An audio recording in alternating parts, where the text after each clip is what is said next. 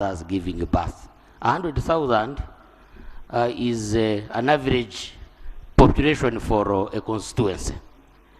And you can imagine at the end of the year, almost half of a constituency is dead in such a process.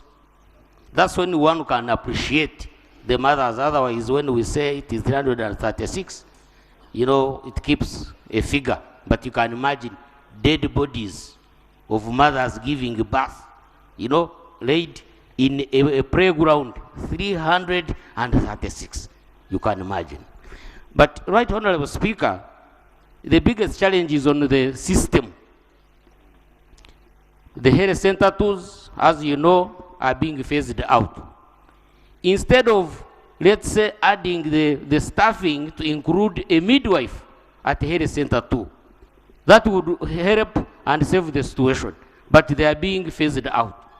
We have very many health center forces that are not functional. Right Honorable Speaker, I have to inform you that even from municipalities, mothers die. And you know the population in the municipality are people who are informed, who can quickly access health care, but they die, Right Honorable Speaker. In Rukungiri municipality, we have health center 4, Rukungiri health center 4, non-functional. Thank you, Honorable Eldari, for the Eldari.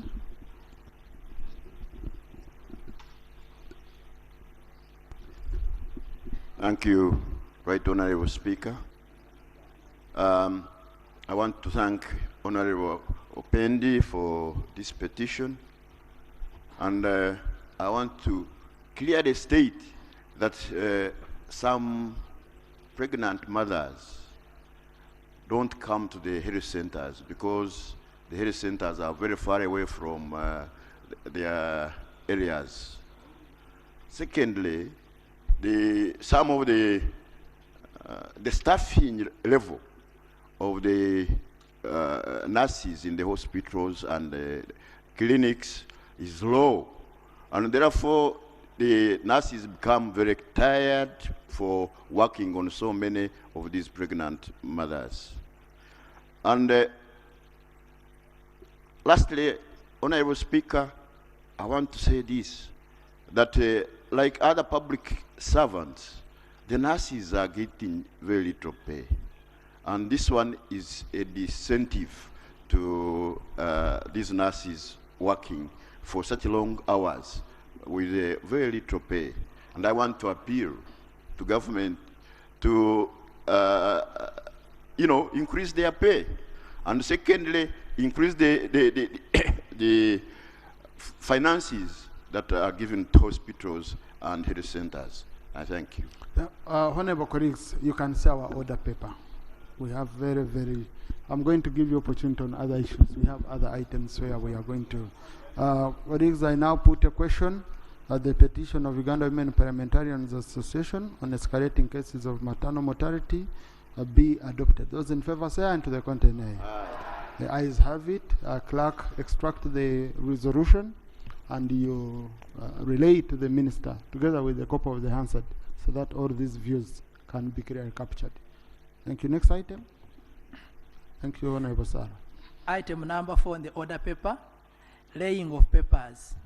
Report of the delegation of Parliament of Uganda, the 65th session of the OACP Parliamentary Assembly, and the intersessional committee meetings of the OACP-EU Joint Parliamentary Assembly held from 25th February to 3rd March in Brussels, Belgium. Honorable Sirogwa.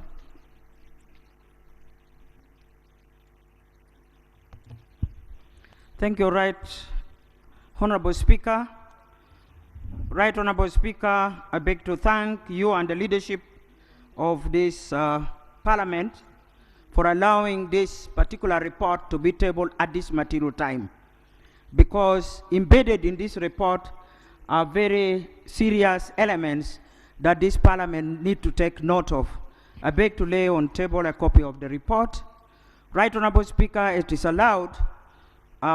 Give me just 2 minutes to highlight those elements that I would like Parliament to focus on. Please do. First of all, Right Honorable Speaker, this particular meeting that was held in Brussels in February and early March was to focus on key issues in the new Cotonou Agreement. And I think now members are acquainted with the Cotonou Agreement. The old one has now expired, and a new one has been worked on and is now due for signature in June next month. That in this new Cotonou Agreement, 3 things have been embedded which we need to take note of. Number 1, Right Honorable Speaker, the new Cotonou Agreement has embedded in it clause article number 97, which talks of the Human Rights Convention to be embraced in totality.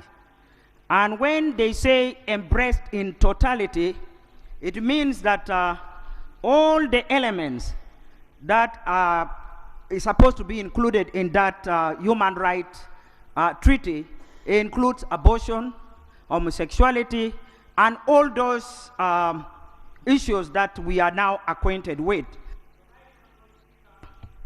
Your delegation, the delegation that you led, was very uncomfortable about this.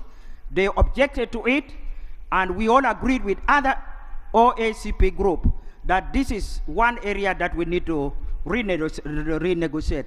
The second element is that this new Cotonou Agreement has now agreed, and they have already reached a position to separate the OCP group. In other words, Africa will work alone, Caribbean will work alone, and the Pacific will also work alone. In other words, separating the group into 3 separate areas and deal with them individually. Whereas the European Union will continue to work as a group, but they will be dealing with the group individually, with the African group and the Caribbean group and Pacific individually.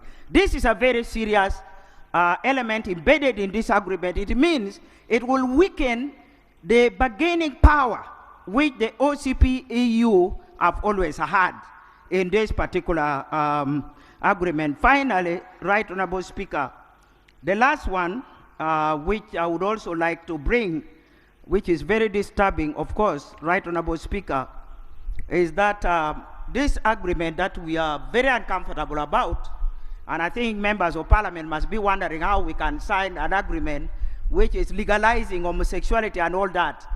The agreement has already been initialed by the Council of Ministers. So, Right Honorable Speaker, it is important that members get interested in what our Council of Ministers and Ambassadors do on our behalf.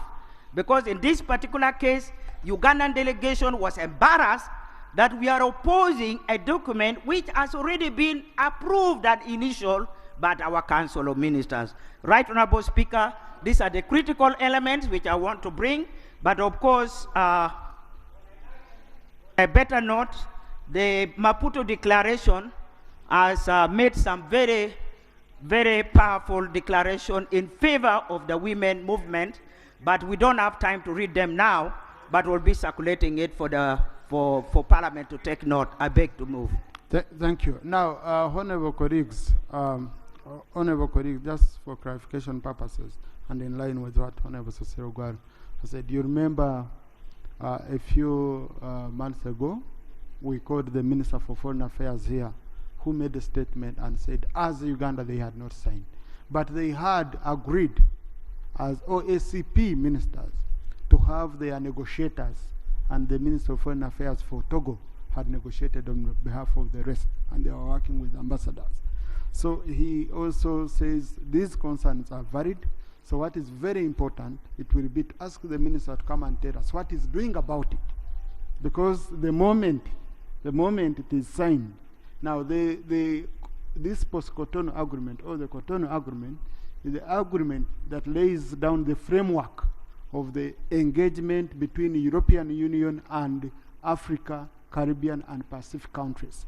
So we are one block. We've been dealing together as one block, OACP, that is Africa, Caribbean, and Pacific countries, to negotiate with the European Union. Okay? So let the report be referred to the Minister for Foreign Affairs, who will need to come back and give us the action.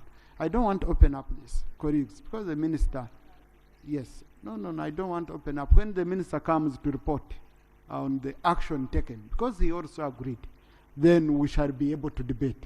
And we shall keep you updated on this matter because we are following it up seriously. Next item. Procedure, Honorable Aisha. Thank you, Honorable Cecile Ogwar. Thank you so much, Right Honorable Speaker. Right Honorable Speaker, this month we made 2 years in Parliament.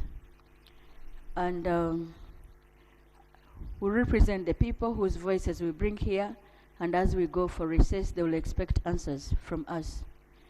On our order paper, for some time, we have had business to follow, where the Prime Minister will give us answers about alleged enforced disappearances of persons. Would it not be procedure, right Honorable Speaker, that today the Prime Minister gives us a statement on the alleged disappearance of people so that we know what to tell the people as we go back to the public? Let the minister come to, Prime Minister come to the House. At that time, I will address it to her. Thank you. Next item. Item number 5 on the order paper, Bill second reading, the Competition Bill 2022. Honourable Minister.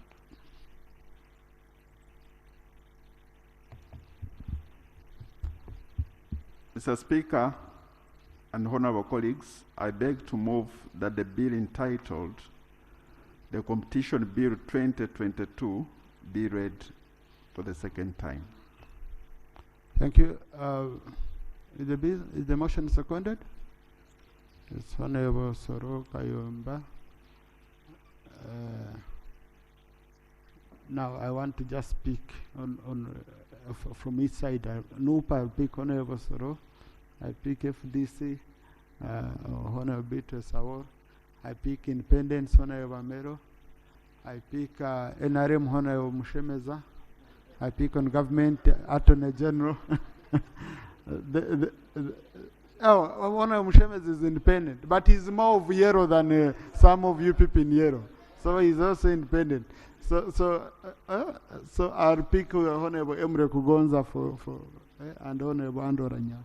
And most of you colleagues are Honorable Kari, is a serious entrepreneur, Honorable Tom Bright, and the rest. Honorable Minister, would you want to give us a short brief?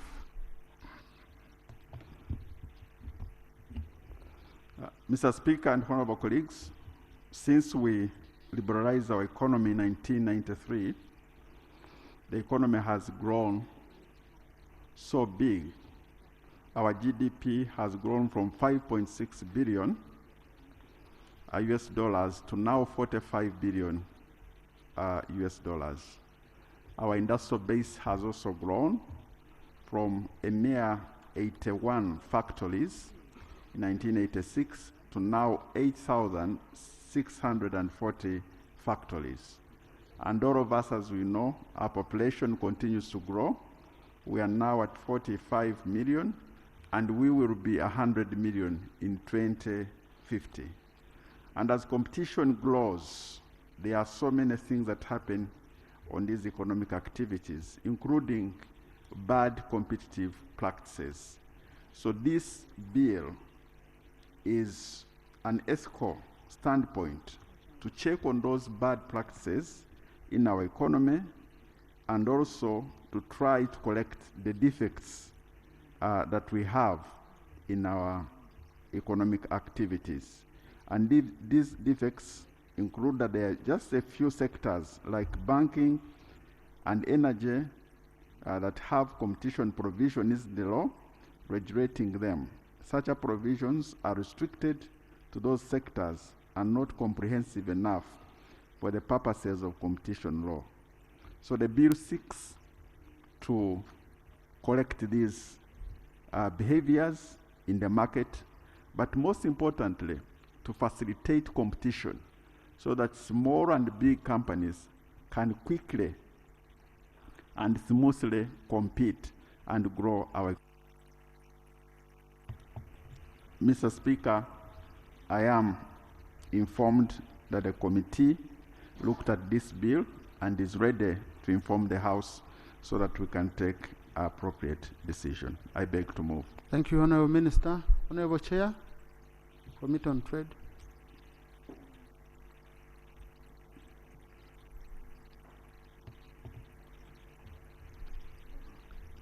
Right Honourable Speaker,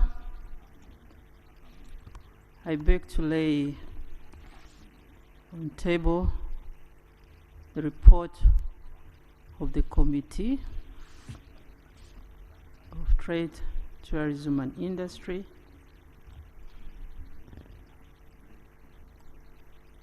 on the Competition Bill 2022. Right Honourable Speaker, I beg to lay the minutes for the meetings of the committee as well.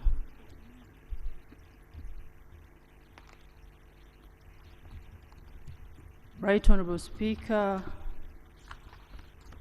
and honourable colleagues,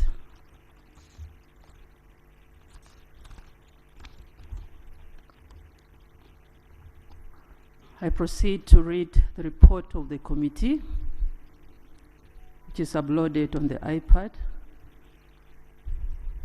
Mr. Speaker, sir, the introduction. The Committee of Trade, Tourism and Industry has considered this bill. I therefore proceed to read the report. The Competition Bill 2022 was read for the first time on the 30th November 2022 and referred to the Committee of Tourism, Trade and Industry for consideration in accordance with Rule 129, Sub-Rule 1 of the Rules of Procedure of Parliament. The committee considered the bill according to Rule 129, Sub-Rule 2, 3 and Sub-Rule 4 of the Rules of Procedure of Parliament are now reports as follows. 2.0 Policy and Principles of the Bill. Right Honourable Speaker and colleagues, the policy behind the bill is to promote and sustain fair competition in the markets in Uganda, to prevent practices having adverse effect on the competition in markets in Uganda, and for related matters. The primary goal of the bill is to control anti-competitive behavior of firms that has negative impact on competition in Uganda's market. Furthermore, the bill seeks to encourage and maintain market competition, safeguard the interests of consumers, and safeguard market freedom in the markets in Uganda. 2.1, Honourable Members, defects in the existing law. Uganda has no specific law that controls anti-competitive behavior of firms in the markets in Uganda. A few sectors like banking and energy have competition provisions in the laws regulating them. Such provisions are restricted to those sectors and are not comprehensive enough for the purposes of competition law. The bill seeks to provide a comprehensive set of principles to regulate competition in all sectors. Right Honourable Speaker and colleagues. 2.2 Remedies proposed to deal with the defects. The Competition Bill 2022 seeks to provide for A, establishment of a comprehensive legal regime of competition in Uganda. B, avoiding certain activities in the market that hurt the businesses or consumers or both sectors and curb the practices violating the ethical behavior or the market. Then C, sustainability of competition in the market and considers the interests of the consumers and allows the participants of the Ugandan market to trade with freedom.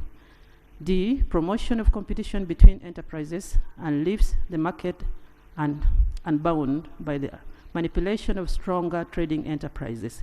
And finally, E, regulation of anti-competitive agreements, abuse of dominance, mergers, and acquisitions. Colleagues, 3.0 is the background of the bill.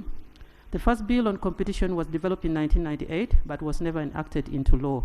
In the absence of such legislation, sector regulators such as Uganda Communication Commission, Bank of Uganda, and Electricity Regulatory Authority have attempted to control unfair trading practices and general consumer protection in the respective sectors by establishing regulations for the purpose. These have, however, been insufficient and grossly inadequate for competition regulation in the country, since provisions in such regulations are restricted to those sectors only. Right Honourable Speaker and colleagues.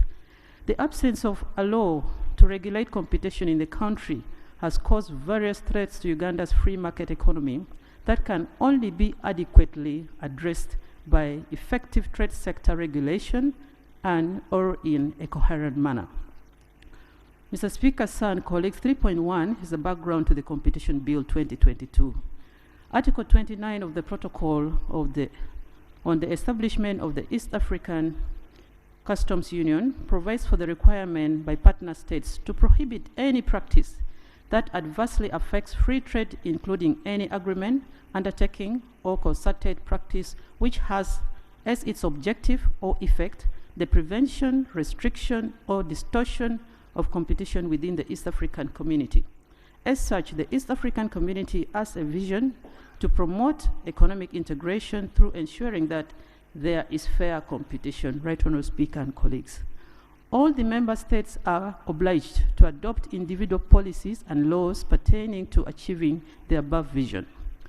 The enactment of a competition law in Uganda is key in the realization of the said vision, since other member states, including Kenya and Tanzania, have competition laws, while Rwanda in place the Rwanda Inspectorate Competition and Consumer Protection Authority.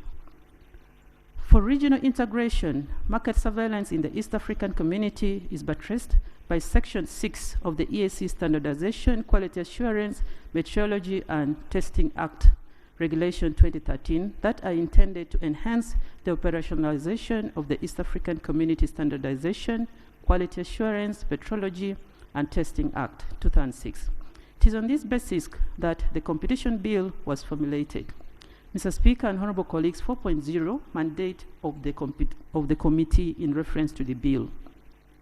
The Sectoral Committee on Tourism, Trade and Industry derives its mandate from Article 90 of the Constitution of the Republic of Uganda, and accordingly Rules 156, Sub-Rule 2, 159, Sub-Rule 3, Rule 187, Sub-Rule 4, and Rule 189, Sub-Rule 5 of the Rules of Procedure of Parliament.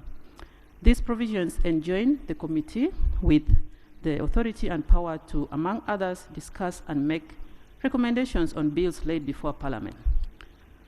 In effect, on 30th November 2022, the competition bill was read for the first time and was referred to the Committee on Tourism, Trade and Industry for consideration by the Right Honourable Speaker of Parliament of Uganda. In accordance with the Rule 129, Sub-Rule 1 of the Rules of Procedure of Parliament, the committee executed her mandate by carefully and critically analyzing the provisions of the bill and making recommendations for the consideration of Parliament. Mr. Speaker, sir, and colleagues, 5.0 is the methodology that the committee used. The committee employed the methodologies that are listed below. I may proceed to read if it's okay, Mr. Speaker. No, First we don't have much members time. can go through. 5.1, we held meetings of stakeholders. 5.2, we had memoranda. And then 5.3, we did a benchmark. Maybe on the benchmark, Mr. Speaker, sir, and colleagues, the committee carried out a study visit to Zambia to learn the best practices in regards to the competition law. The Zambian law on competition, as amended in 2010, provides for the Competition and Consumer Protection Commission, safeguard and promote competition, protect consumers against unfair trade practices, provide for the establishment of Competition and Consumer Protection Tribunal, repeal and replace the Competition and Fair Trade Act 1994, and provide for matters connected with it. 5.4, we did a desk review. 6.0, the bill's compliance with human rights. Mr. Speaker, sir, the committee did its analysis and has realized that this bill is fully complying with human rights requirements. Article 21 of the Constitution of the Republic of Uganda provides for equality and freedom from discrimination. The committee noted that the bill is human rights compliant since it seeks to provide for equality and freedom from discrimination.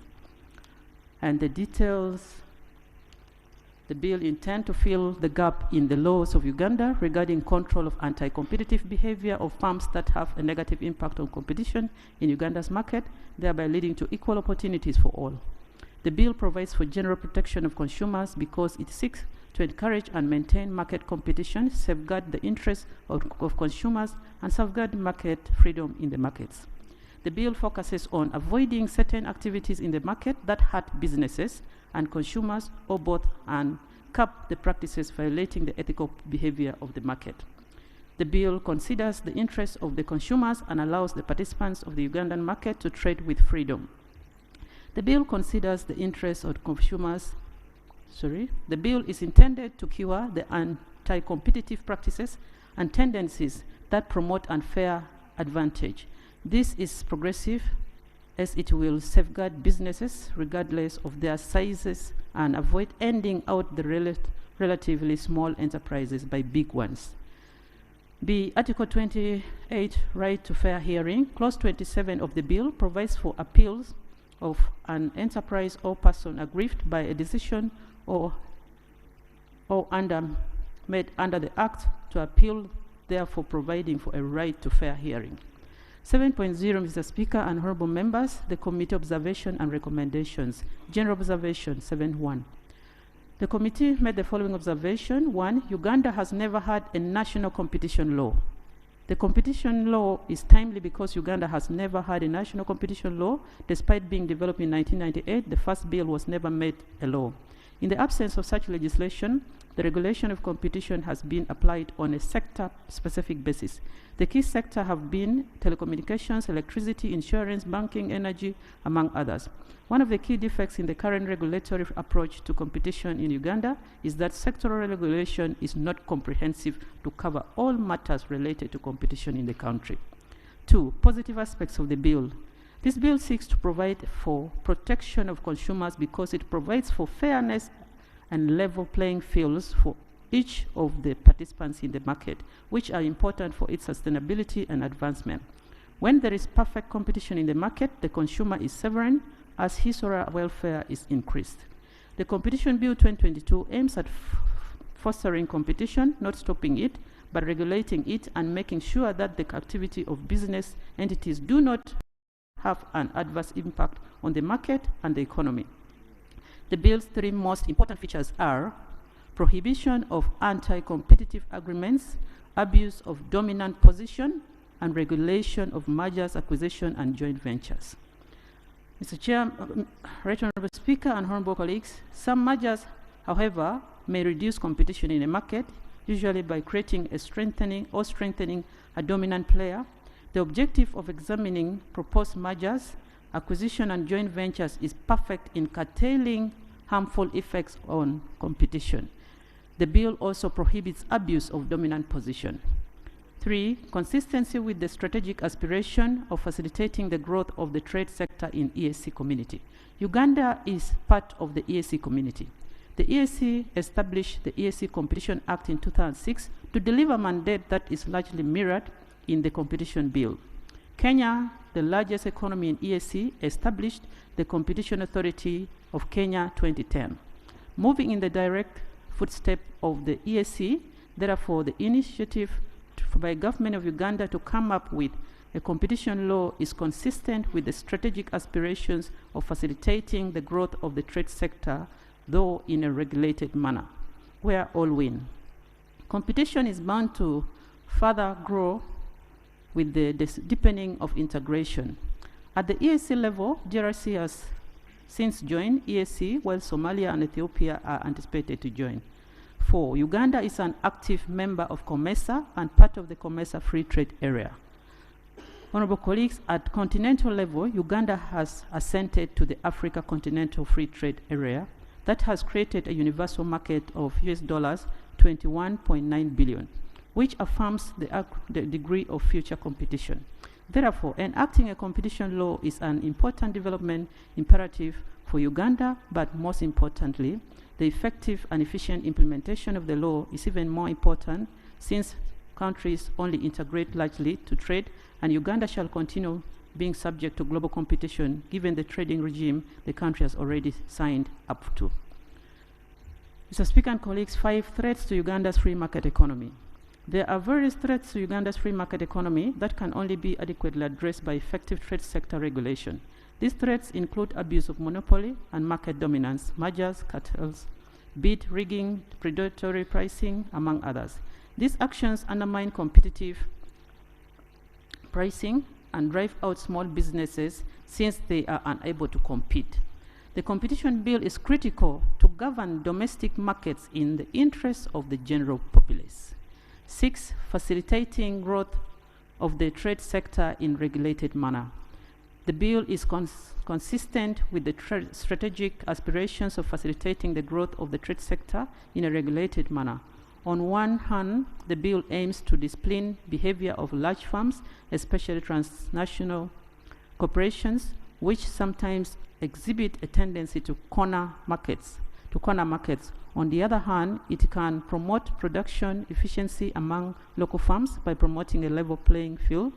The bill will also protect transnational corporations from being exploited by dominant domestic firms, especially the state-owned, because markets are seldom perfect and are sometimes vulnerable to abuse by dominant players. 7. Regulation of mergers. In 2015, a wave of mergers hit Uganda with the intention of outcompeting other firms doing related business. Regulation of mergers creates room for small firms to increase their threshold in production and deters big enterprises from outcompeting the small firms from the market through merging. Therefore, regulation of such mergers protects smaller firms from being taken advantage of by the firms. Specific observations on the bill. 7.2.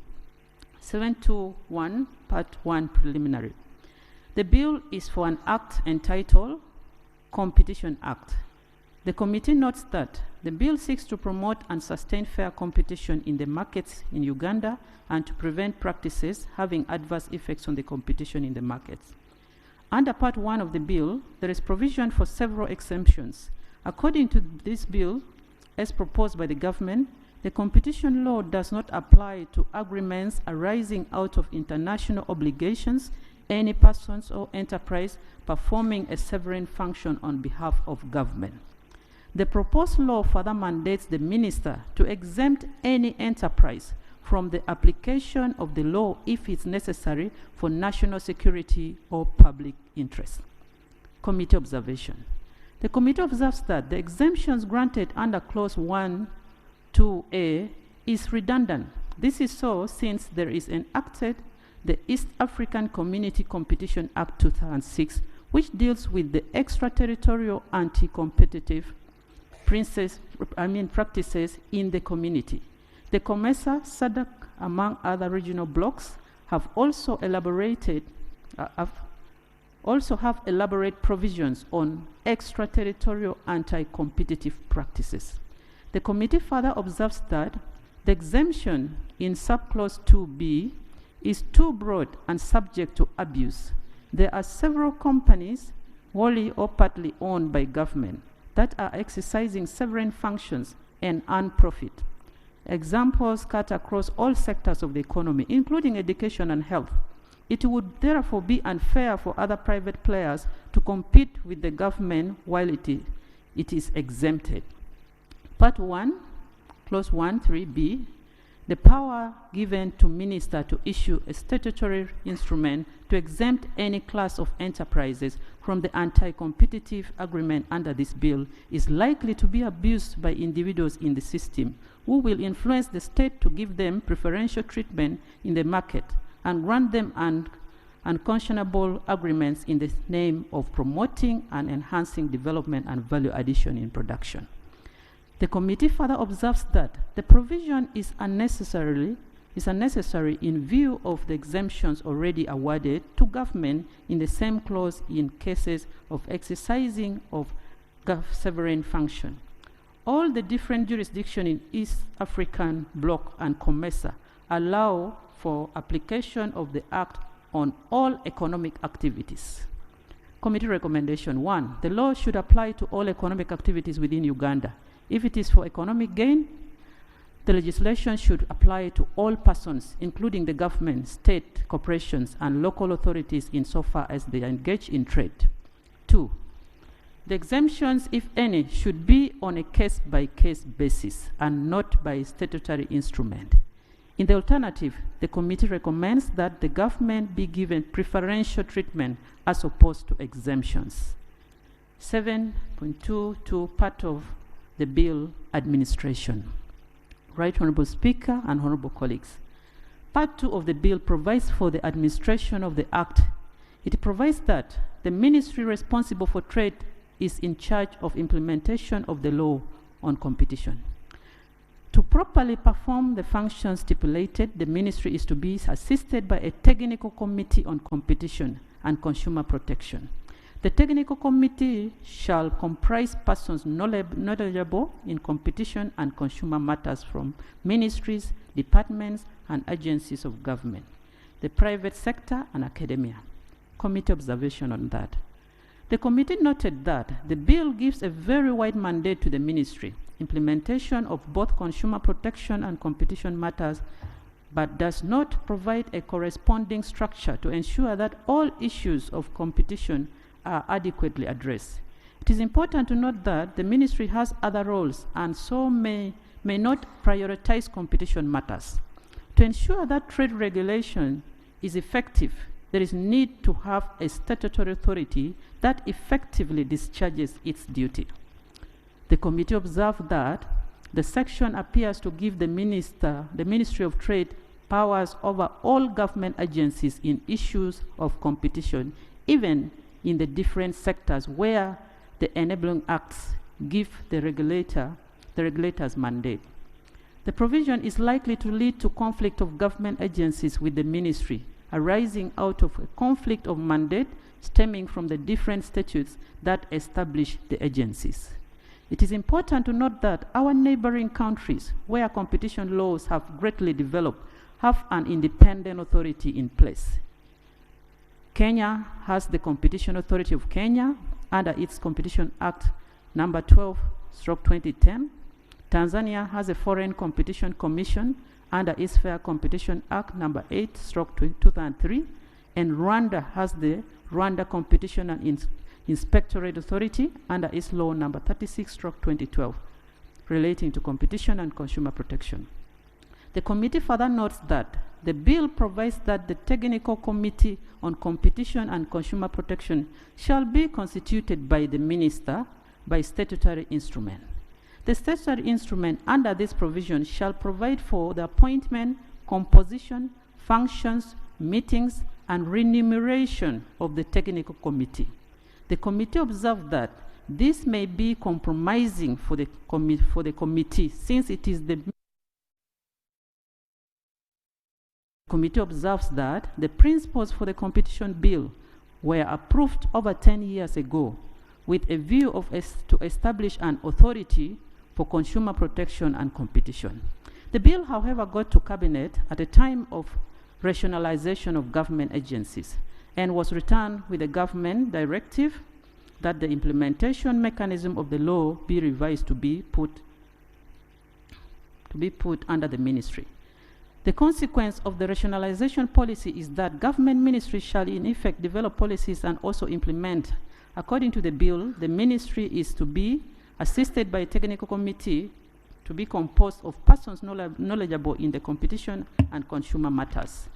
Notwithstanding the rationalization policy of Uganda, the committee is cognizant of the fact that some authorities shall remain. For instance, URA and Uganda Wildlife Authority. This is a clear indication that there are exemptions to the rationalization policy. The committee is of the view that the exemption should also apply to competition matters because they are very technical. The committee observes that the policy of rationalization stems from the need to curb government expenditures, but all the stakeholders that made an input to the bill were of the view that an independent authority would be best placed to implement the matters of competition and consumer protection. The implementing body should ensure that it develops appropriate procedures for public sensitization on advocacy and competitive awareness. This will help in building and sustaining a competition regime supported by a high level of institutional trust. The committee strongly believes that to ensure that trade regulation is effective and efficient for competitiveness, administration of the Act should be carried out by an independent authority. Recommendations on Part 2 of the bill. The committee recommends the following. 1.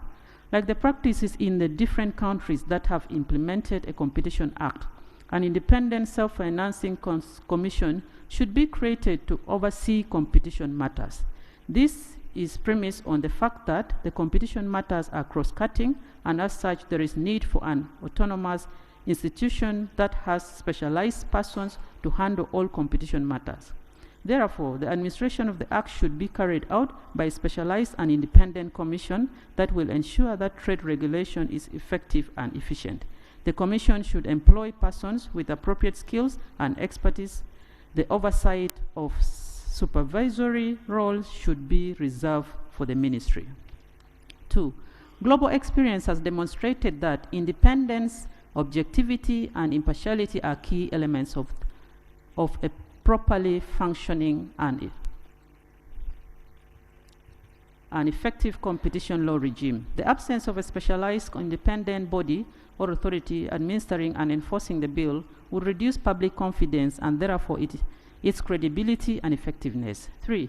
Government of Uganda takes interest in the obligation of common market for East and Southern Africa, COMESA. This is regarding funds accumulated from fines, penalties, and fees paid to the Secretariat, which is then distributed among member states. 4. Government of Uganda should use such monies to establish the Competition and Consumer Protection Commission of Uganda.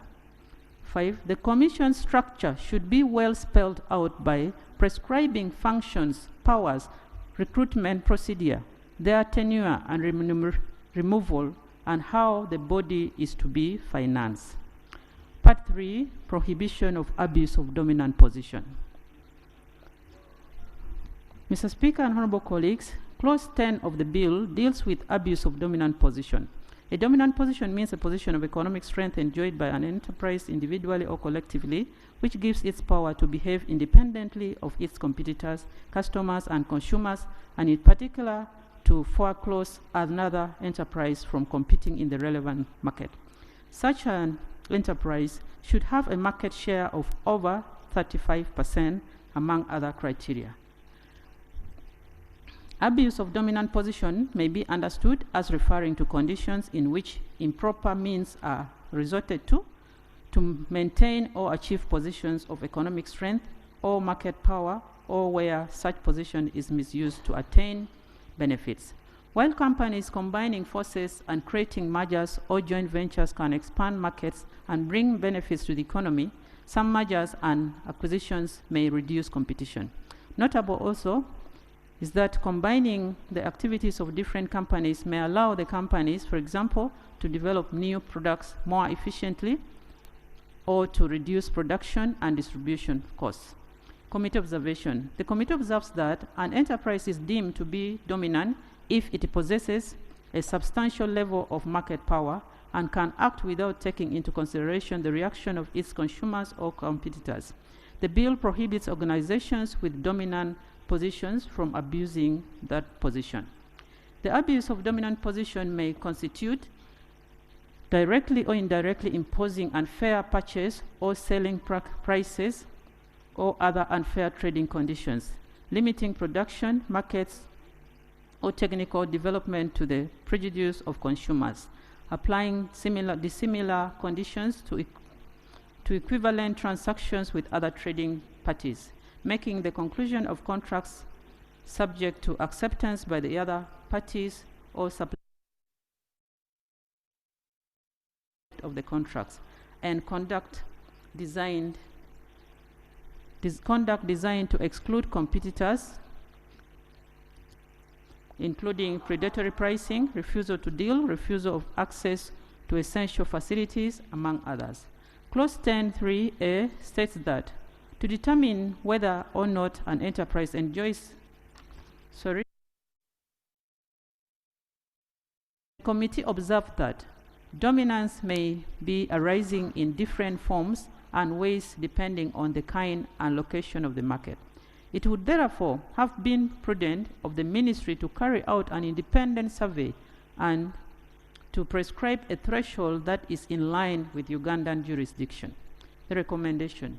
The committee recommends that the threshold for dominance be revised, taking into consideration the unique characteristics of the Ugandan market. Part 4, mergers, acquisition, and joint ventures. 4.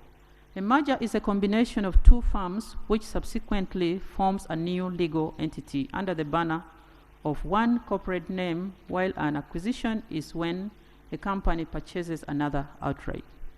Committee observation. The committee noted that the bill is silent in relation to the period for making determination in relation to a proposed merger.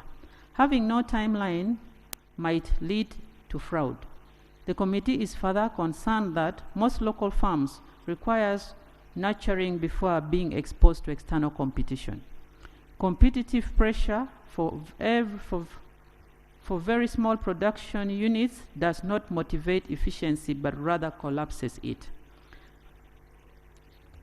Reference is made to Section 12A of the Zambian Act, which provides for consideration to be taken into account in mergers, including public interest, possibility of mergers resulting into technological efficiency or other pro-competitive gain for a firm or firms. Further, Section 11 of South Africa's Act clearly categorizes mergers in small, intermediate, and large, and the Act later provides for functionality of the same. The committee notes that the bill as proposed does not provide for cross-border relations and Uganda's obligations. In this regard, it poses a question as to cross-border challenges, one of them being the COMESA, which has the COMESA Competition Commission. There are no transition provisions in the bill for the application and implementation of the regulations in the common market. It is important to note that Uganda is a signatory to several treaties, protocols, and agreements that include the African Continental Free Trade Area, East African Community, and COMESA. Uganda is bound by her international commitments made at continental and regional frameworks, but the short title of the competition bill only makes reference to Uganda. An act to promote and sustain fair competition in markets in Uganda, to prevent practices having adverse effect on competition in markets in Uganda. The committee observed that the law has to be made in consonance with Uganda's commitments. For instance, when it comes to mergers, regulations are intended to supersede the jurisdiction of national competition laws, where merger falls into the COMESA Competition Commission ambit. Furthermore, where a Ugandan company within two or more COMESA states seeks to merge with another Ugandan company with a presence in two or more COMESA member states, the companies would be required to notify both the Ministry and COMESA Competition Commission. Recommendations, Mr. Speaker and honorable colleagues. The committee recommends that 1. The competition law of Uganda should be harmonized with regional agreements to which Uganda is a signatory to avoid enacting a law that would curtail Uganda's international relations.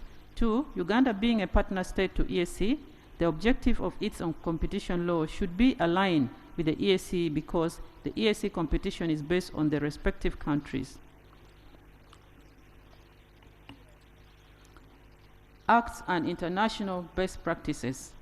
Alignment of the objectives means that the EAC countries can only differ in detail and implementation in far as supporting the EAC competition law. 3. For mergers acquisition to be authorized, there should be a balance. The advantages of the merger should outweigh the disadvantages. 4. The competition commissions created under the Act should be empowered to ensure that mergers, acquisitions, and joint ventures between systematically entrenched companies or enterprises are not allowed consumers and the economy. For example, the mergers of strong players in the banking industry like Stanbic Bank and Centenary Bank would create an imperfect competition in the market. 5. There should be the discretion to merge for some of the local firms that are struggling to reach profitable level of production and the result of which merger will be insignificant to the market. And 6, there should first be empirical research conducted to ensure that only potentially anti-competitive transactions are subject to control Consideration should be given to time frames for merger review. Conclusion. Right Honourable Speaker and Honourable colleagues, the competition bill focuses on specific dimensions of public interest, and this makes it possible to consider matters such as employment, specific industry development, and small business development, which will play a very significant role in the long-term process of developing the nation's market. Making markets work better with appropriate intervention to guide market forces to support broader development priorities is essential in economic development. Right Honourable Speaker and colleagues, the bill, once passed, will be beneficial to the public as it will result in robust competition, lower prices, higher quality of goods and services, and greater innovation, protect consumers and maximize the efficient allocation of resources. It will also stimulate growth and generate substantial benefits for the country and the economy. And it will also bring the competition framework in our country in line with international best practice and current economic theory. The committee recommends that the Competition Bill 2022 be passed into law subject to the attached proposed amendment. Right Honourable Speaker, I beg to report. Thank you, Honourable Chair. Thank you. This was very seamless, and the committee has been really, Committee on Trade has been outstanding in terms of the work we've been doing over time.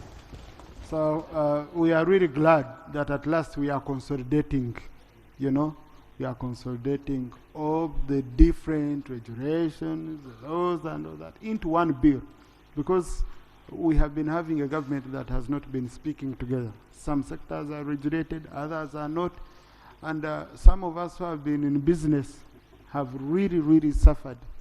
Honourable colleagues, some time back, before I came here, I had a small business which was swallowed up by a giant overnight. And over 300 people I was employing lost jobs. We slept when we had jobs. By morning, someone had made a declaration that I no longer want to work with you. I'm creating in-house. They gave my business to a company in Dubai. So you could see there is a way, especially in these sectors where young people can easily be employed. You find you're in tension all the time. You can easily be swallowed up in the ICT sector. So I'm really glad that government has brought this bill. I want to open up the debate right away. I will start with the private sector. Honorable Gwari, you have been in the private sector foundation for long, supporting it. Honorable Emre Kugonza, you are chairman Uganda Investment Authority, and I will also first speak Honorable Singoma. Then Honorable Semju will be justifying whether he's in business to discuss serious competition matters, but Honorable Nandala. Yes. Now I'm going to pick you, Honorable colleagues. Let's do 2 minutes each. We shall have more debate at committee stage. Thank you very much, Right Honourable Speaker, and thank you, the Chair, for your presentation. Chair, I've looked at this competition report, competition bill related report, but I find it concentrating on the production aspects, so safeguarding issues related with production.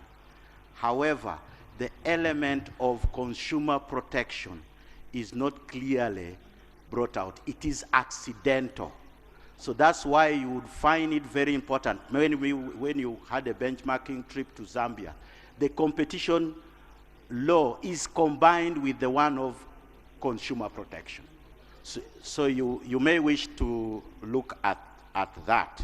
However, I'm happy you brought out issues which would curtail support, particularly which is given for government institutions. You look at the water production, it is affecting other competitors because they are supported, especially the army side.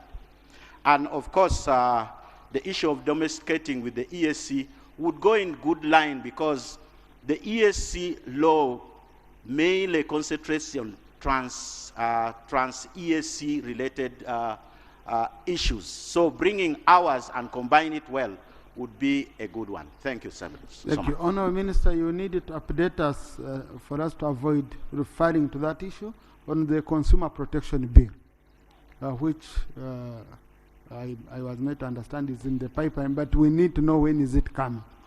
So that if it's not there, the committee was even ready to bring a private member's bill. The committee was ready to move it. And the government said, no, we are working on it. So we also want that bill, and Minister, you will update us. Yes, I picked you, Honourable colleagues. Honourable Emre Kugonza. Thank you very much, Right Honourable Speaker. I would like to thank the committee for a very, very good report. And on the matter of exemptions, government vis-a-vis the private sector, I think there should not be a distinction. We all would need to have the same law applying across. Because once government chooses to be in business, it must be able to do business by the principles everybody is doing business. Because if you kind of favor the government at the end of the day will actually fight the other private sector, and yet now the private sector world over is the biggest contributor to socio-economic development.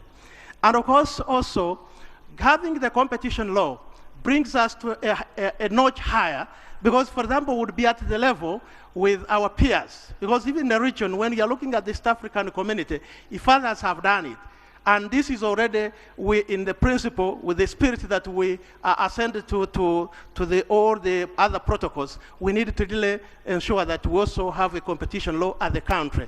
But also, younger people that are more especially in the areas of ICT, these startups need protection. And if we do not have a law of competition, then we would actually be disadvantaging them. But of course also, the other issue which we need to look at, I think this I can leave for now. Thank you very much, Right Honourable Speaker. Honourable Singoma, Honourable Singh. Thank you, Right Honourable Speaker. I'd also want to join my colleagues in thanking the committee for a job well done. Honourable Speaker, when I was preparing for debate on this bill, I consulted one of the most prolific writers in this area of the market. And this is a man called E.A. Brett. In 1986, he wrote a very good book titled States, Markets, and Private Power, Problems and Possibilities. In this book, he shows that where scale economies exist, market competition does not constantly reproduce an existing structure of small competitive units, but leads to what he calls as the process of creative destruction, in which large firms capable of exploiting innovation and cheapening cost of production destroy the market position of small firms and constantly increase their span of control. You can find this in Brett. So in every important sector, Right Honourable Speaker, we witness a process in which a multitude of small firms emerge in the early stages only to be displaced through time by those few which manage to capture the commanding heights. And we have seen this happening in this country. For example, Total Energies swallowed up, I'm a dealer, I'm a player in the fuel industry. Total Energies swallowed the GAPCO, AGIP, and ESO. Recently, Rabis swallowed the Cobil, and earlier on Cobil had swallowed Delta. Nairo Energy swallowed the gas, and some time back, Vivo has been swallowed. Conclude. Vivo has swallowed my company called Prime Petroleum, but I have resisted. So, Right Honourable Speaker, we need to visualize this situation and be conscious of it when we're looking at this bill. I see some of the contradictions, some of the issues which conflict, which are an upfront to this provision. So I would like to beg to request honourable members to look very much, very much on the issue of the role of the market, and in terms especially of ensuring that it promotes production and supply of goods and services. Thank you. Thank you, Haji. Thank you very much, Mr. Speaker. Mr. Speaker, in 2001, Uganda Revenue Authority took a company called Danze Enterprises Limited to court. Danze was started by President Museveni to generate income for NRM for not paying 13 billion shilling in taxes. I want to be assured that people who have bad practices in politics can actually implement this law.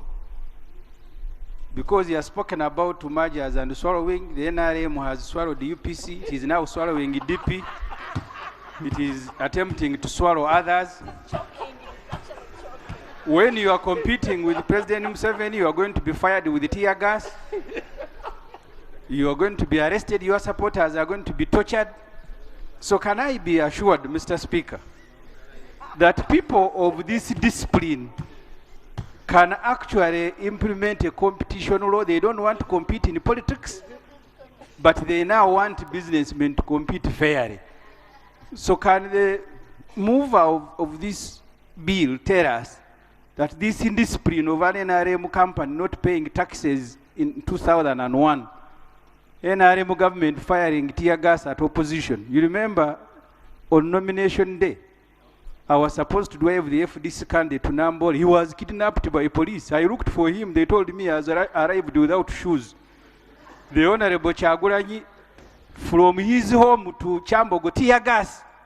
So can people with this practice now tell the country that they are bringing a law to regulate competition, fair competition, that they don't want bad merger? Thank you. Now, so I think, Honorable Minister, you will need to give Honorable Semuju a guarantee that you won't swallow FDC. Because I can see his major fears, those of being swallowed politically. Yes, I will pick Honorable Nandara, then the two colleagues, then I pick the two ladies. I come this side. Come here. Thank you very much, Mr. Speaker. Mr. Speaker, I think it's good that this law comes, competition bill, but of course even consumer bill is urgently needed. And I don't know if it does us harm to merge, to put it some sections here. When Honorable Singwama was talking, I think you know he was in East Africa. He knows what he's talking about. And when he talks about fuel, he knows how mergers have come on. But you have left others. Even other big ones was also swallowed by big ones when they came in the market. Of course, you remember how Chevron swallowed Caltex, and shortly Caltex was swallowed by Total. And I can tell you there are many, and mostly because of mergers.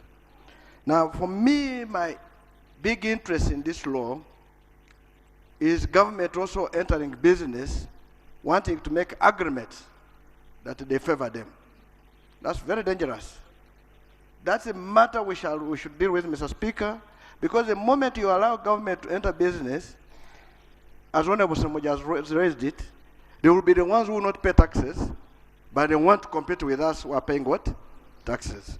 So we will not, this law should not accept any agreement which is entered in by government for purpose of doing business like any other normal business person.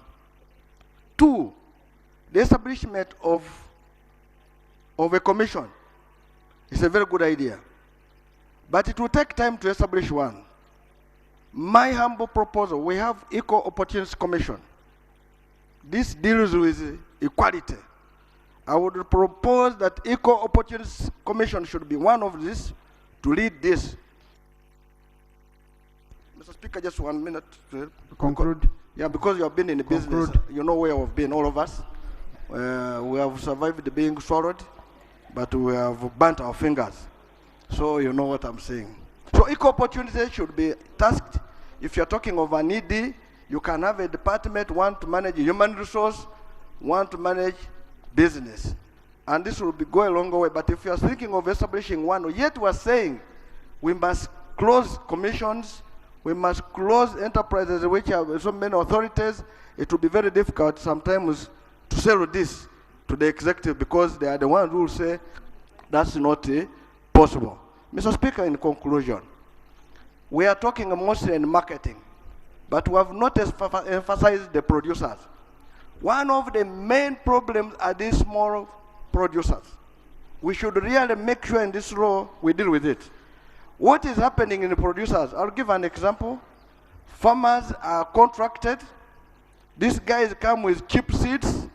They tell you, from now, you have signed a contract, you will not sell your produce anywhere. Whether the price goes up, nowhere. We want such agreements. If you give me seeds, treat it as a loan, and when I sell my produce, I pay your loan, other than coming to tie me on my produce and I become your laborer. This is quite dangerous, and it is the one which is causing poverty in Uganda, unless we address it in this law of competition. I thank you. Thank you. I think, colleagues, indeed, really, Attorney General, when we finish this law, you know, the playing field when you're doing business with government is where the biggest concern is. A very good example, the President's recent directive on advertisement for UBC. That is dangerous. Saying you give all adverts to UBC. If we have this law, I hope we shall be respecting it. And we have to be very, very serious. Honorable Minister, when you are giving licenses for rice to a few people, you know, this would have to stop. You know, and this has been my fear with Minister of Trade, being the one to again supervise and implement. But the bad practices are coming from Minister of Trade. So this is where the fear is. Honorable Kateshumba, now I had allowed my honorable two colleagues, then I pick the ladies, then Honorable Nabukenya, I will pick the three ladies, Nabukenya, Dede, and Agnes Apea, after these two honorable colleagues. Then I also come here.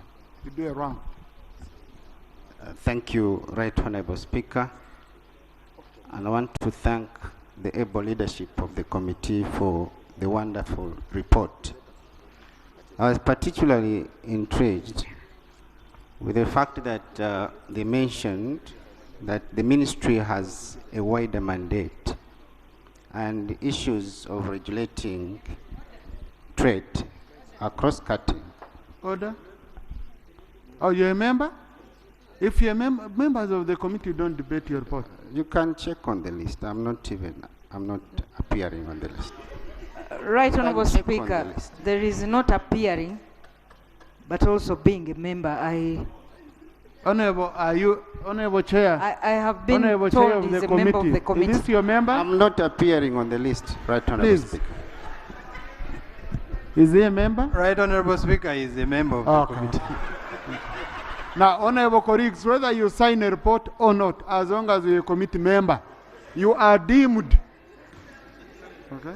But at committee stage, honorable, at committee stage, I allow you, because this is limited to the report. Honorable Mayanja. Thank you so much, Honorable Speaker. According to the report, it said that in 1998, this competition bill was not enacted. Let me hope that for the first time, the President will assent this law.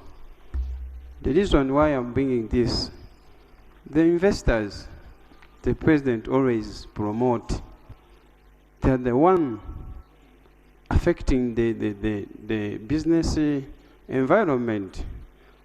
They're the one swallowing our indigenous businesses.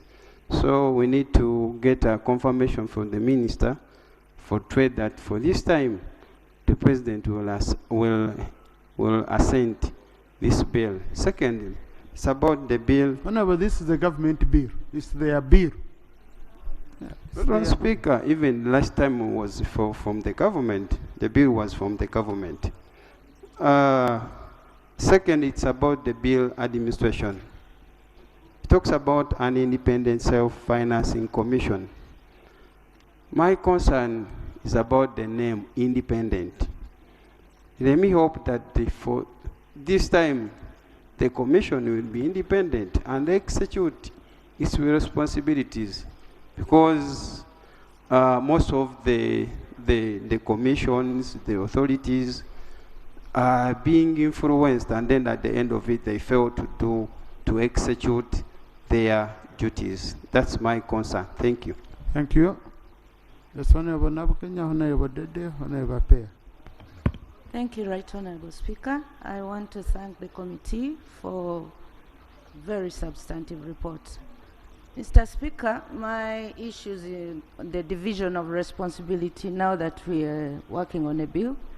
Originally, the autonomous sector regulators have had duty to regulate in their own sectors, but now we are going to have a national law under a commission, if it is assented to. So I want to understand, do they lose this mandate and it's the commission, or they would still have, because of their technical, no, like UCC has a mandate, and Bank of Uganda, you know, technically. So what happens when this law comes in place? Do these autonomous regulators lose that, or they work hand in hand? We need to be very clear, because at a certain moment you might see collision. That's my issue, I think. Thank you. Honorable Dede? No, sorry. Honorable Agnes.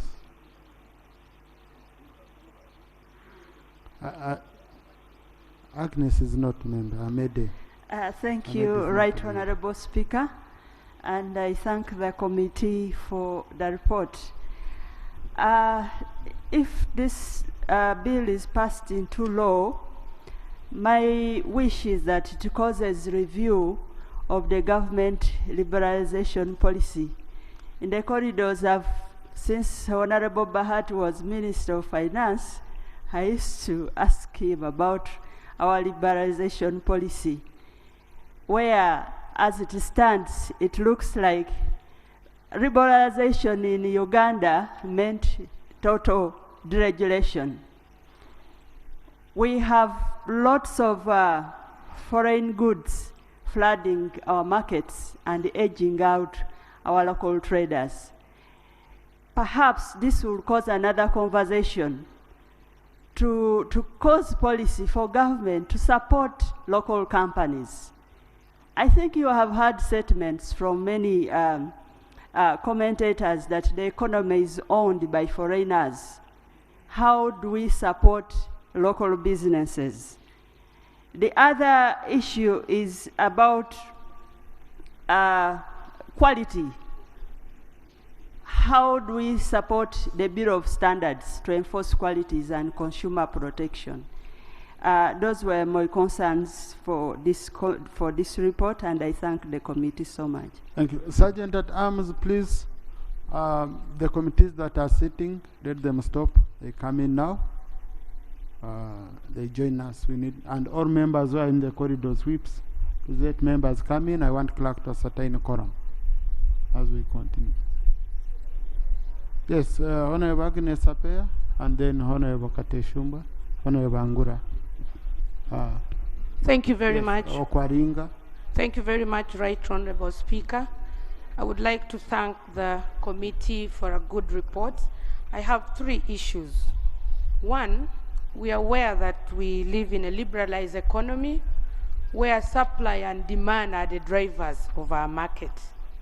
I wonder how this bill is going to come in to level that playground, and if there are any plans that I'm yet to see in the bill, how this will be addressed. The second issue is I'm really concerned about the social sectors, including education and health, as well as agriculture. That these are sectors that are already seriously struggling, competing with all the big forces around. I really want to be comforted that this bill is going to consider the struggling efforts of some of these social sectors. And my colleagues have given very good examples of what mergers have actually done to some of this. And I draw your attention, Right Honorable Speaker, on page 19, where we are coming out with the mergers, acquisitions, and joint ventures. But the committee is not coming out very clearly how this is going to actually protect some of these small-scale farmers. And I'm wondering if we are going to legislate right now and enact this bill. I'm wondering how my smallholder farmer or a school operator in my village in Molatar is actually going to be able to compete favorably with some of these big farms that are coming. So these are really concerns that we have to seriously look into as we Thank you very much, Right Honorable Speaker. And I want to add my voice to thank the committee for the good job well done. First of all, this bill is long overdue. And finally, I believe that it is going to help us resolve most of the challenges we have seen that are curtailing investment and trade. I support the idea that the ministry cannot regulate. And I want to say that even the idea of having a commission, my opinion, you could even raise it to a tribunal. Because we have seen the successes of the tax appeals tribunal, we need a body that has got powers of high court, because the matters of trade internationally are very, very sensitive matters. They can lead to a collapse of the economy, loss of jobs. So we don't want to dilute the regulators' mandate. And the ministry cannot regulate government, like we have had. We have talked about prohibited practices, for example. This bill should also include, among the prohibited practices, malicious whistleblowing and false practices. Because we have seen in this country where big corporations, in order to bring down the others, label malicious accusations. And sometimes you find the government agencies descending on another company, going through a lot of stress. At the end of the day, it was intended to destroy the company. So among the practices that should be prohibited, we should make sure that we include that component. The other issue is about the dominant position. The dominant position you are trying to regulate is with respect to an enterprise. We are talking of dominant position, sometimes by government. If you have a state corporation that is very dominant and will not leave space for the private sector, it must be regulated. So my opinion is that we must extend the definition of a dominant position to go beyond covering an enterprise to also cover government, so that we are able to curtail discriminatory practices that may be causing bad competition. For example, government giving out discriminatory incentives to one business against the other as opposed to the sector. Even when it comes to issues of, let's say, payment, we know, for example, government has got a lot of areas, but what criteria do you have to pay X and leave out Y if they have all submitted the invoices and their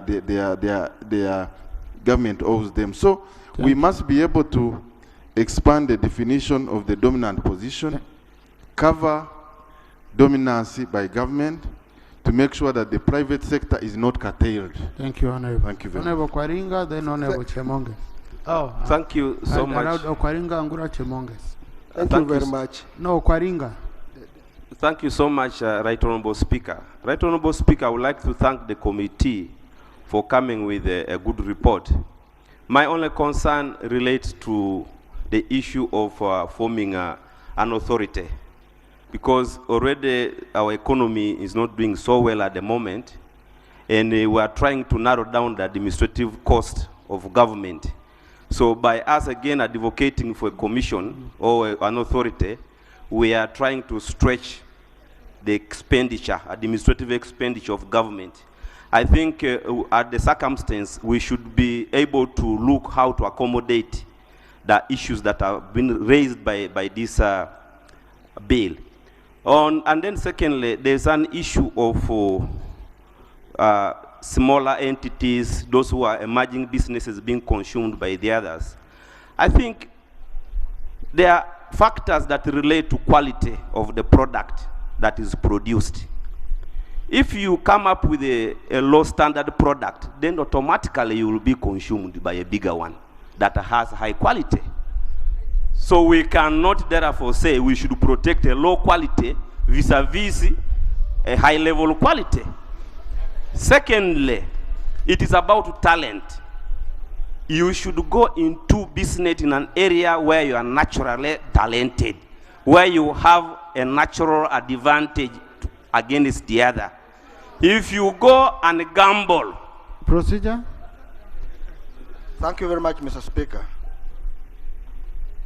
We are talking about a law for fair competition. And a fair competition means there are weaker ones and bigger ones. So that the small weaker ones become also what? Stronger, so that they can compete over time with that. Is it procedure right for a member to talk with a very big voice? That he doesn't want weak local companies here to grow, and they want to promote those already work technology to take over this one. Is it proceeding very well, Mr. Speaker? Thank you. Now, from the submission of Honorable Kwaringa, so you are taking the line of standards. Now, we have a role to do with standards. This is a role, this is the role to do with competition, where we are saying even small companies can produce quality products. Okay? So the issue of standards does not apply here. Even, by the way, the companies which produce fake products are big companies. Big companies are the ones who are, because, I mean, they are the ones who have that capacity on competition. Is limited to principles and objectives. Okay? You get it? So, honorable, limit yourself to competition. Small companies should also be protected. Right Honorable Speaker, I agree with you. But my point that I was trying to push is about real quality. That's a wrong standard. Yes. Then that's misplaced. So if we are pushing up for protection for a fair competition within the market, definitely that is how our economy has been designed. We have been designed in a manner that is liberal enough to allow everybody to join the market. But as we do that, let us, because Right Honorable Speaker, there's a tendency of people of copying and pasting. Honorable, at this stage the question is, do you agree with the bill or you don't? I agree with the bill. Very good. So let's move Thank you. Honorable Chemonge. No, thank you. Right Honorable Speaker, you had chosen me. Oh, Honorable Angura, then Chemonge. Yes, thank you very much, Right Honorable Speaker. I want to thank the committee for the presentation they have made, and I also enjoyed myself. Right Honorable Speaker, the Minister told us of about over 8,000 industries that are now in the country and beyond. But Right Honorable Speaker, I think many of these industries, if an assessment is done, many of them are not functioning. We have a challenge that government, I want to believe this time, will address. A challenge of fairness, a challenge of giving many institutions fair level ground of operation. Honorable Katesh has talked of incentives. Incentives like tax incentives. Many of these institutions that enjoy even economies of scale come in here and have swallowed our small industries. For a case of the beverage industry, many of these institutions where some of us pick products together with them, they enjoy facilities there that we are not given, and we have been swallowed up at the end of it all. And this is not fair. How I wish in licensing some of these entities and institutions that come up here, they should be encouraged to invest in areas which are new. That one will continue to give us incentives to work hard, and also be able to compete amongst ourselves and enable growth.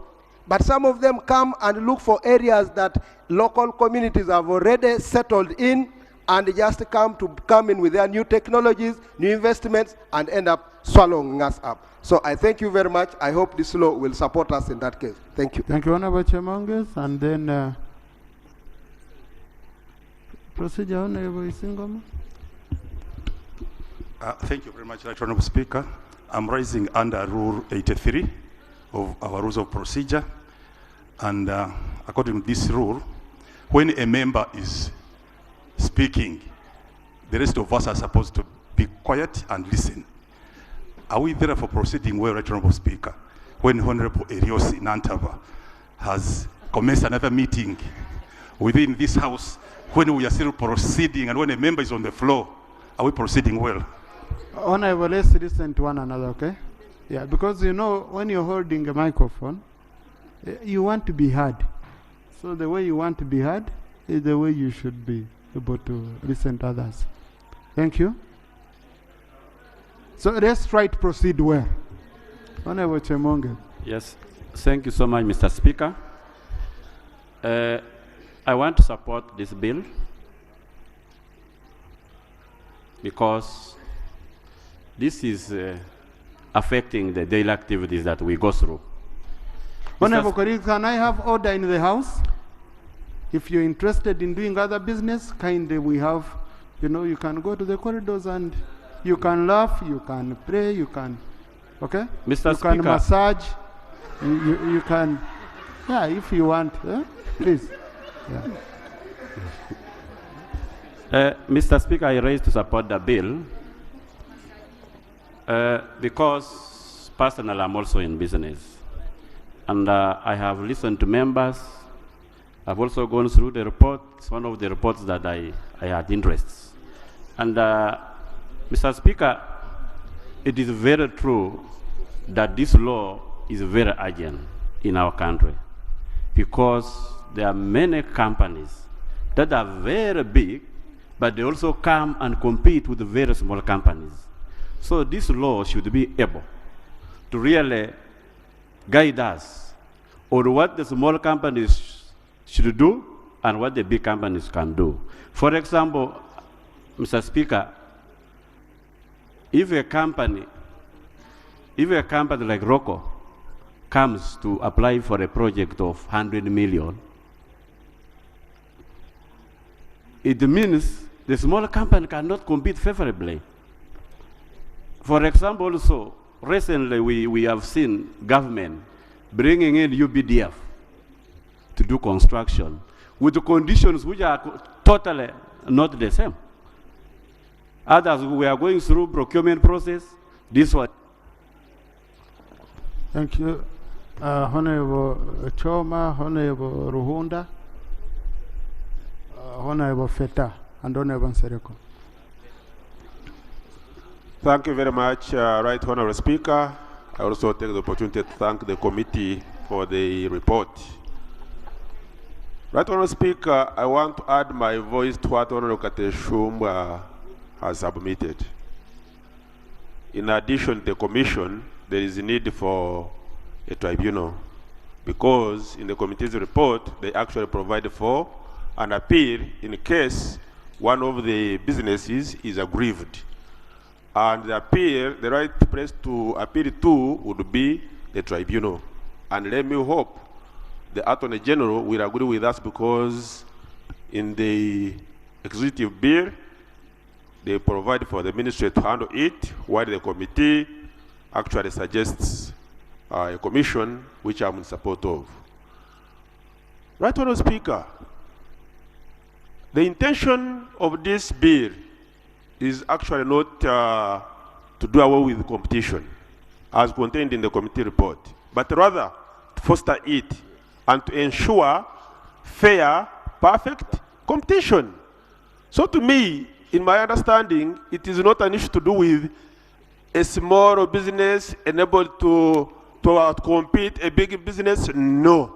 If that is the case, we are getting it wrongly. The whole issue is provide fair competition and compete. Right Honourable Speaker, this was actually scientifically done. It was biologically done. 2 organisms were put in the same environment, given the same conditions. After some time, one of them had died.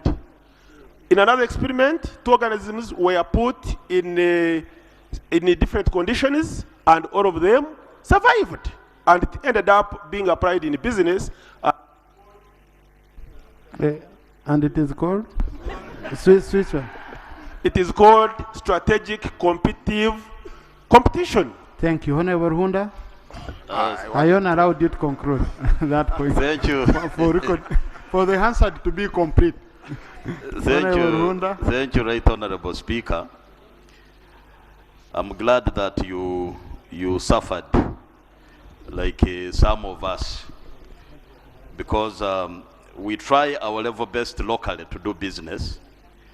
But I give 2 instances. When I tried the electronic business, there was a sole distributor here in Kampala from India, an Indian. And when we opened the branch in Fort Portal, then they saw that the volumes going up. And what did they do? We saw another Indian coming and opening the same business. And to worsen the matter, this other Indian was given lower prices and the long-term credit, and for us were being given, high prices. So we could not compete. At the end of the day, we had to close. And the same applied to the phone business. So when you look at how the local entrepreneurs are really being squeezed by these big multinational companies, it's really a shame, because I had nowhere to run to be protected. So I hope that this law is going to really get the Ugandans, especially those who are in entrepreneur businesses, really they are going to be protected. I thank the committee. Being a younger, dynamic man who is chairing the committee, you are going to be supporting these younger traders, the youth who are trying to survive in that market that is very hostile. Lastly, it is really important that a tribunal... Thank you. Now, honorable colleagues, of course, there are things we wish, but, there are some nationalities without mentioning who they are. When you work with them, that's when you come to know how doing business in Kampala is difficult. There is like a certain nationality. When you employ your purchasing officer to be from that nationality, you are assured of 5 to 10% discount just for being, just based on color or nationality. I can tell you, there are some businesses we do. And I was asking someone, so how do you break even on these prices? Someone said, no, employ a nationality from this, group, and you'll be assured of a 5 to 10% discount when he appears to purchase goods on your behalf. So we had to do it that way, and we saw things becoming different, and you're able to compete. Because if markup is around 10%, and you're guaranteed 10% discount based on nationality, then I would rather get this person, I give him a salary, and he helps me get a 10%. So I don't know how they will go deeper. Which I need to go deeper to change the culture of doing business in this country. Thank you, Right Honourable Speaker. I want to join my colleagues in thanking the committee for a very good report.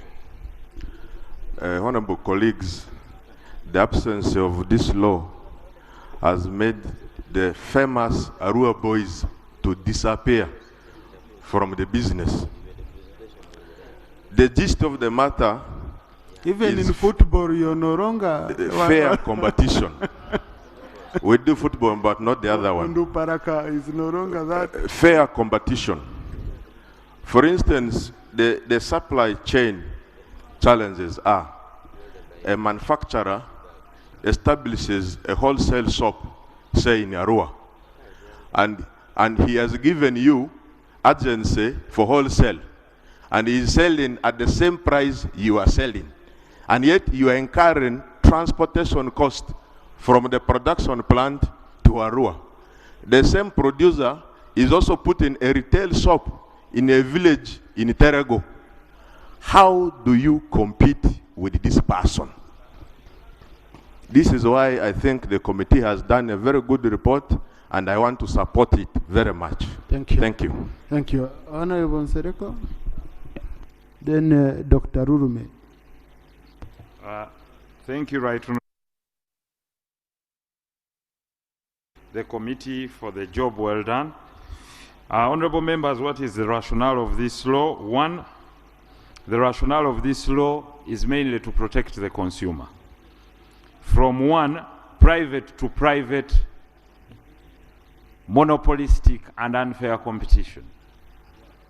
One, you realize that when this law was enacted first in the early 1920s in the US, it was about the monopolistic cartels that were fixing prices. For example, fuel pump prices. And the role of this law, by creation of this commission, is to check the excesses in a liberalized economy, where either private players come together and fix prices for their own benefit. For example, retailers and wholesalers of fuel set a price where a consumer cannot find any help. And you remember this happened just recently, and we're all yearning for what would happen. This is the solution, the creation of the Competitions Commission to fix exactly this. Where else does it happen?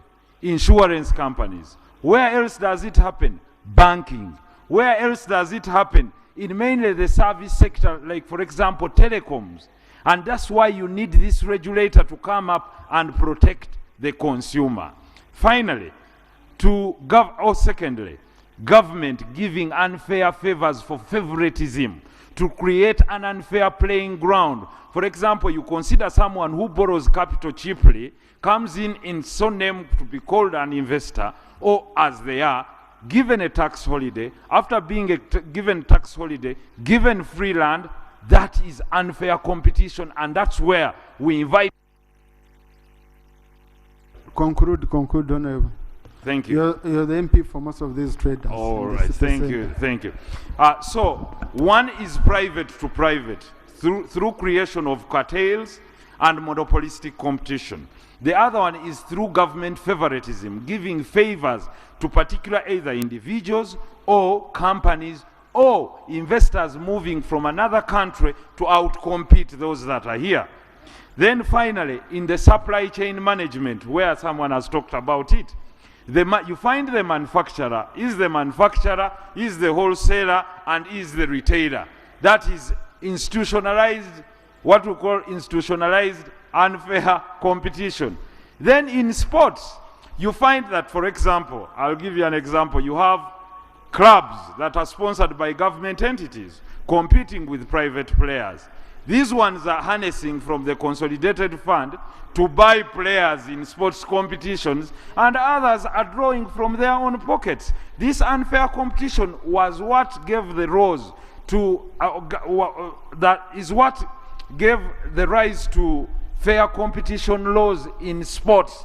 For example, you heard about that in the Premier League. I'm sorry to say I won't talk about Manchester City, though they are champions, but they are struggling with the matter of drawing monies from private funding of assets of owners and not using company profits. So that creates an imbalance in the competition market, and definitely it tilts the balance of power in competition. Right? That's why you see you go to the markets to purchase some goods from different supermarkets and you find prices are low here, others are high. Why? Because some are not paying tax while others are paying tax. The reason as to why companies like Nakumat. Thank you. Honorable Rurume. Thank you very much, Right Honorable Speaker. I welcome this report and the law. Once it is passed, I think it can create some sanity in the business environment. Right Honorable Speaker, I get attached to the submissions that once we have powerful and connected firms, this law will be in vain. And as long as government continues to hobnob in the business environment, favors others, gives tax waivers, and permits certain firms to have privilege over others, Right Honorable Speaker, we shall have wasted our time. This commission, which is being established within this bill, ought to be powerful enough in order to establish the control over those who are accessing, especially funds from government. We also need to examine the firms within the business environment. Who are the directors of the different funds? Where do they access capital? And how do they interact with the state? And as long as the state is involved in them and favors them, then this law is going to be in vain. But I thank you very much, and I thank the committee for this report. Thank you. Honorable colleagues, let's continue with the debate at committee stage, okay? Because we are going to go through clauses. I'm going to be allowing you to come in with intervention. So, and with that, please, people, I can call you, come, you sit here. If there are ways, there are procedures on bills, how we have to move seriously. Colleagues, I've just, the clerk has just informed me we have 189 members, both physical and online. So we have quorum to proceed to the second stage. Clerk? Bills committee stage. No, we need, no, I need another motion because we were at debate. We were debating the report, so I need to call the minister.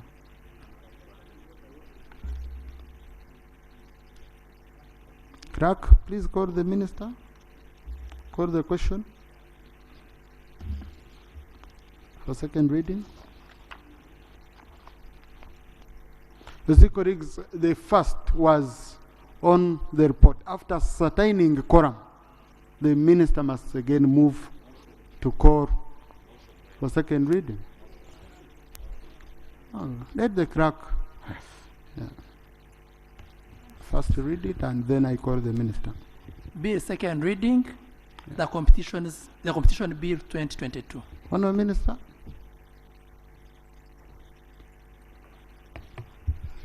Mr. Speaker, I beg to move that the bill entitled the Competition Bill 2022 be read the second time. Okay. Seconded? Yes. Attorney General Chirumira, Bayanja, Komake, Chisereko, Oraija, Hoima, Angura, Mshemeza, seconded. Now I want to put the question. Honorable colleagues, I want to now put the question that the competition bill 2022 be read the second time. Those in favor say aye, and the contrary nay. The ayes have it. The competition bill 2022, bills committee stage.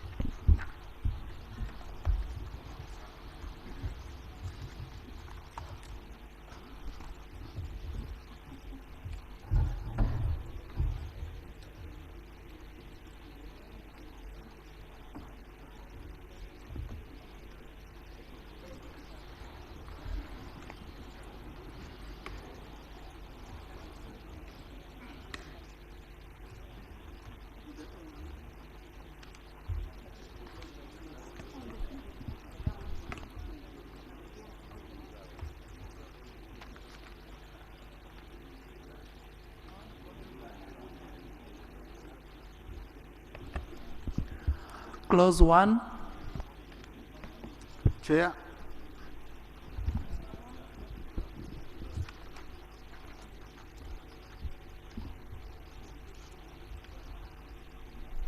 Right Honorable Chair. Clause 1 is amended by A by deleting Switch on, repeat that. Clause 1 is amended by deleting subclause 2. A, by deleting subclause 2. B, in subclause 3, by substituting for the word ministry, the word commission. C, it's on application. Sorry.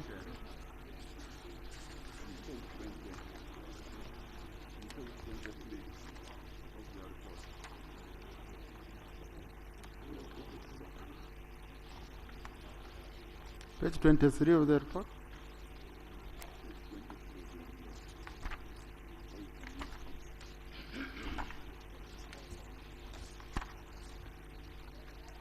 Sorry, Chair. Sorry, Chair. Clause 1, application. Clause 1 is amended. A, by substituting for subclause 1 the following. 1, application. 1, this act applies to all economic activity within or having an effect within Uganda. 2, this act is binding to the government insofar as the government or an enterprise owned wholly or in part by the government engages in trade or business for the production, supply, or distribution of goods or the provision of a service within a market that is open to participation by other enterprises. B, in subclause 2, by deleting the word "an" appearing in paragraph A at the end of the sentence and substituting for paragraph B the following.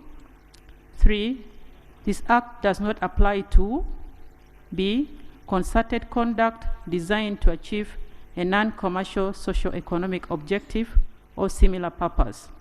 C, by inserting immediately after paragraph B the following new paragraphs. C, an agreement or conduct relating to intellectual property rights, including the protection, licensing, or assignment of rights under or existing by virtue of law relating to copyright, design rights, patents, or trademarks. D, an agreement relating to the remuneration, terms, or conditions of employment of employees and to which employers are a party. E, activities of a trade union and other associations directed or advancing the terms and conditions of employment of members. And F, the business of any enterprise exercising a statutory monopoly that precludes the entry of another enterprise into the relevant market in Uganda, except that, Roman number 1, the enterprise shall not enter into an agreement that has the purpose of restricting competition. Roman number 2, the conduct of the enterprise shall not by itself or in conjunction with another enterprise amount to an abuse of a dominant position.